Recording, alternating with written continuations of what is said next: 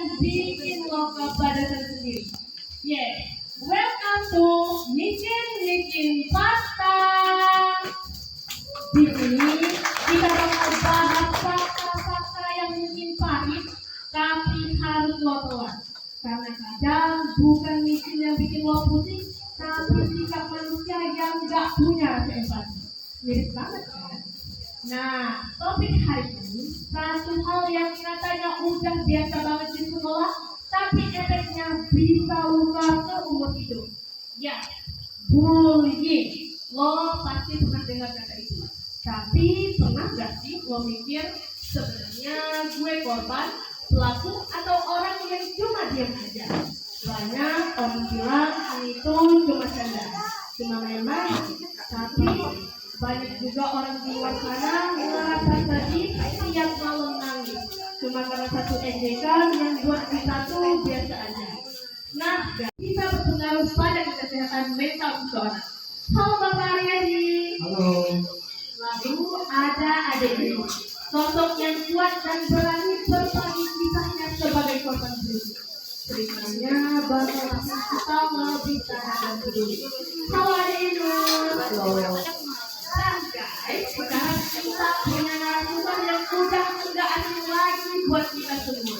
Beliau adalah guru yang jadi saksi langsung yang mengalami sekolah termasuk soal bullying. Langsung aja kita sambut Bapak Ansan, seorang guru yang bakal sharing pandangan dan peran guru dalam menciptakan lingkungan sekolah yang aman dan supportif. Halo Bapak Ansan. Halo. Nah guys, jadi pertama ini kita bakal dapat bareng-bareng.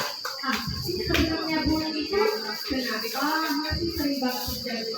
Dan gimana cara kita bisa jadi remaja yang menyedapkan hidup orang? Bukan urusan saja. Yuk duduk santai dan dengerin. Siapa tahu hari ini lo sadar lo punya peran lebih besar dari yang lo kira.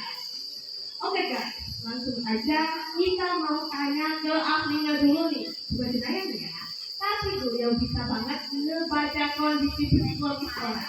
Kita sambut Bapak Haryadi, sang psikolog andalan, psikolog sekolah dari Pusat Konseling Remaja Bahagia yang sudah sangat berpengalaman, menangani berbagai kasus bullying di kalangan pelajar. Pertama-tama Pak Haryadi, boleh dijelaskan dulu apa sih yang dimaksud dengan bullying dan sejauh mana bullying itu bisa berpengaruh pada kesehatan mental seseorang? Jadi bullying itu adalah suatu tindakan atau kekerasan yang dilakukan oleh seseorang atau sekelompok orang dengan tujuan untuk menyakiti, melukai, dan membuat tidak nyaman seseorang. Nah, bullying itu dapat menyebabkan luka psikologis yang mendalam seperti trauma, depresi, perasaan kecemasan, dan dalam bentuk berat itu dapat menyebabkan pemikiran dan bullying. Ini pada dibiasakan dapat berdampak pada kondisi mental dan perkembangan korban. Wah, dampaknya gak main-main ya. Mental tuh bukan cuma soal virus di luar, tapi luka dalam bisa mendapat. Kalau menurut sudut pandang Bapak sebagai psikolog, apa yang biasanya menjadi penyebab seseorang melakukan tindakan bullying? Jadi ada dua faktor yang menyebabkan seseorang atau pelaku melakukan bullying. Faktor pertama itu ada faktor psikologis. Seseorang atau pelaku yang melakukan bullying itu mungkin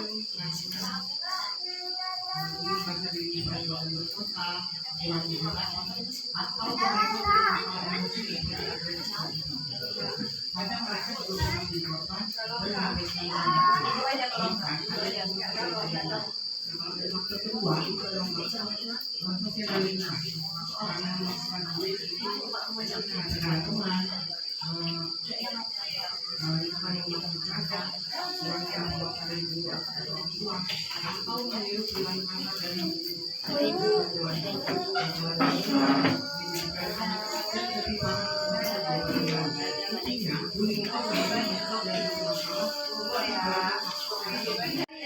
Sendiri Mama Sahari yang hari ini bakal berani membagikan kisahnya sebagai korban bullying. Hari ini boleh cerita sedikit, kalau boleh tahu kapan pertama kali ada itu mengalami Dan saat itu apa yang adik-adik? Pertama tadi aku ngerasain Bumi itu pas di kelas 10. Awalnya cuma dipanggil nama-nama kayak siapa, beban sekolah, bahkan pernah dibilang anak gagal. Pernah aku dicoraki waktu presentasi dilempar kertas, kursiku ditendang dari belakang, sampai aku jatuh hampir ke depan kelas. Aku pulang sekolah, rasanya mau hilang. Tapi yang paling parah itu pas di belakang lorong belakang sekolah. Ada yang dorong aku keras dari belakang. Aku jatuh ke lantai dan langsung merasa tangan kiriku sakit banget. Pas dibawa ke UKS dan dicek sekeliling, ternyata pergelangan tanganku retak. Yang bikin nyesek mereka bilang itu cuma bercanda, nggak sengaja. Selama 2 minggu aku nggak bisa nulis, harus pakai pen, dan tiap hari ke sekolah aku merasa kayak dipajang, bahan pepohonan. Tapi nggak ada satupun dari mereka yang minta maaf. Ya ampun, dari semua pengalaman itu, hal apa yang sampai sekarang paling membekas buat adik-adik? Yang paling membekas itu bukan lukanya, tapi Seorang guru bimbingan dan konselingnya ada 3 bulan. Aktif sebagai guru penggerak atau bimbing di lingkungan sekolah. Nah, sebagai seorang guru berrelasi sekolah, bagaimana cara Bapak Asad mengenali adanya kasus bullying di antara siswa? Nah, biasanya kita mengenali tanda-tanda bullying yang terjadi pada siswa itu melalui perubahan yang terjadi pada siswa itu sendiri, baik itu perubahan perilaku maupun perubahan dari potensi yang didapatkan. Kalau dari perubahan perilaku itu hanya siswa itu yang diam, murung, suka menggigil, atau bahkan tidak bisa berdamaian. Kalau dari segi potensi yang kita juga tadi, biasanya nilai siswa itu anjlok atau permainan menurun, bahkan siswa ini itu jarang sekolah gitu. Nah, selain itu kita juga dapat dengan aduan dari kita masing-masing kelasnya atau kita pantau langsung interaksi mereka. Jadi guru itu sebenarnya harus peka dan aktif memperhatikan siswa, bukan hanya terfokus pada pelajaran sekolah.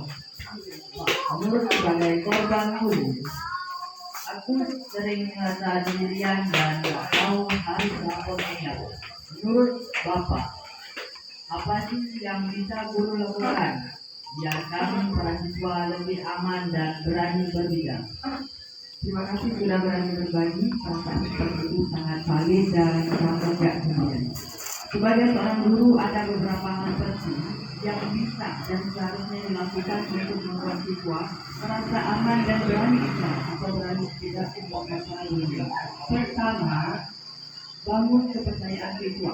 Tunjukkan bahwa guru itu peduli dan bisa dipercaya. Kedua, kegiatan ruang aman seperti kontak curhat atau waktu khusus untuk siswa. Ketiga, tanggapi serius. Jangan remehkan laporan bullying. Keempat, libatkan semua pihak seperti guru BK, wali kelas, dan terutama orang tua. Terakhir, ajarkan empati dan keberanian. Buat siswa bisa saling menghargai dan berani membela teman. Nah, itu menurut perspektif saya sebagai seorang guru.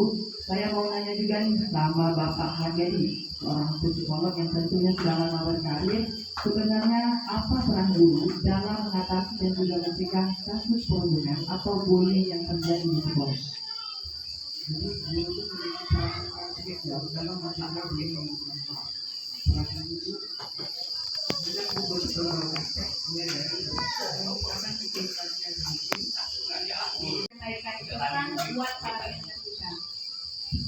Untuk kamu yang pernah terluka karena bullying, percayalah, luka itu tidak menentukan siapa dirimu. Kamu kuat, kamu berharga, dan kamu pantas mendapatkan hidup yang penuh kasih dan dukungan. Jangan pernah takut untuk berbicara dan mencari bantuan. Kamu tidak sendiri, dan harapan itu selalu ada. Nah, sekarang mari kita dengar dari Bapak Asad. Pesan ini saya sampaikan untuk semua guru dimanapun berada. Sebagai seorang guru, tugas kita bukan hanya sebagai pendidik, bukan hanya sebagai seorang pengajar, tetapi kita juga memiliki tugas sebagai penjaga rasa aman di sekolah. Mari kita terus membuka mata, telinga dan juga hati terhadap tanda-tanda bullying yang terjadi di sekolah.